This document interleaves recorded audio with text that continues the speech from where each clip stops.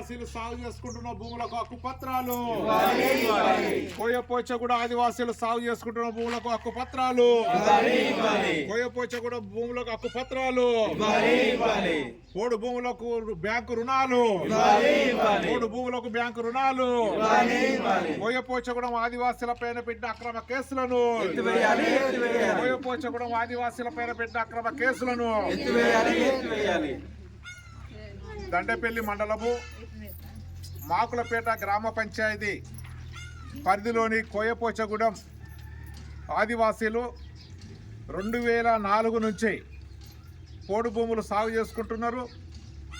ఈ ఆదివాసీల పైన గత ప్రభుత్వాలు అనేక కుట్రలు చేసి ఆదివాసీలపైన పేదలపైన అక్రమ కేసులు బనాయించి అమాయకమైనటువంటి ఆదివాసీ మహిళలను పురుషులను లక్షణపేట జైలు ఆదిలాబాద్ జైల్లో నిర్బంధించడం అనేది జరిగింది.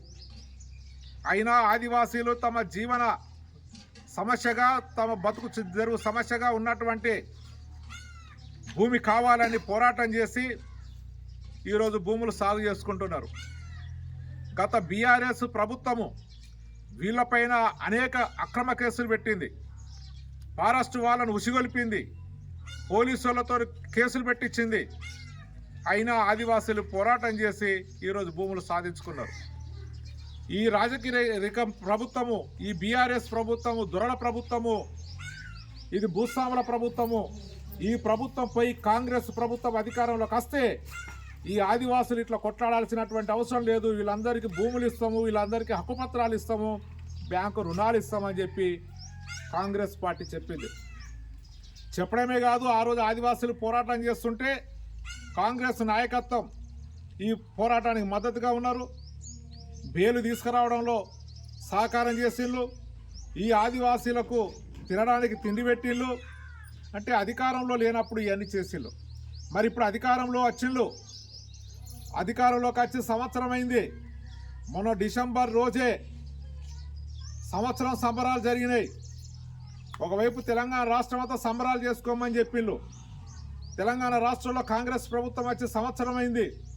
ఈరోజు కాంగ్రెస్ ప్రభుత్వాన్ని ఈ జిల్లా ప్రజాప్రతినిధుల సిపిఎంగా మేము అడగదలుచుకున్నాం. మీరు ఎన్నికలకు ముందు ప్రతిపక్షంలో ఉన్నప్పుడు ఇచ్చిన హామీలను మీరు ఎందుకు అమలు జరపడం లేదు, ఈరోజు అధికారంలో ఉండి కూడా అని చెప్పి అడుగుతున్నాం.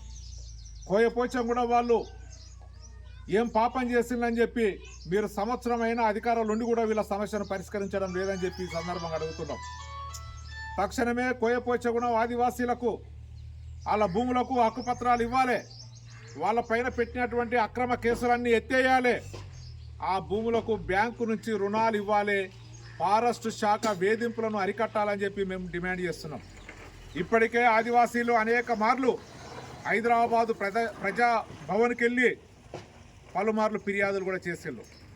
మరి ప్రజాభవన్కి వచ్చి ఫిర్యాదులు చేసినా కూడా మీరు పట్టించుకోవడం లేదంటే మీరు జరిపినటువంటి సంబరాలు ఎవరి కోసం అని చెప్పి సందర్భంగా మేము అడగదలుచుకున్నాం.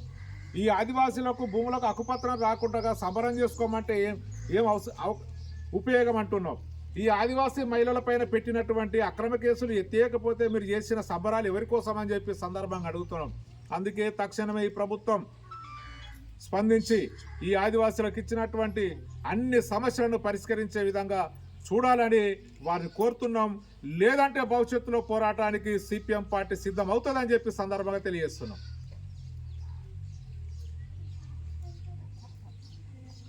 ఇవ్వాలే ఆదివాసులకు హక్కు పత్రాలు, ఆదివాసులు సాగు చేసుకుంటున్న భూముల హక్కు పత్రాలు, ఆదివాసులు సాగు చేసుకుంటున్న భూములకు హక్కు పత్రాలు, ఎత్తివేయాలి అక్రమ కేసులు, ఎత్తివేయాలి అక్రమ కేసులు, ఎత్తివేయాలి అక్రమ కేసులు.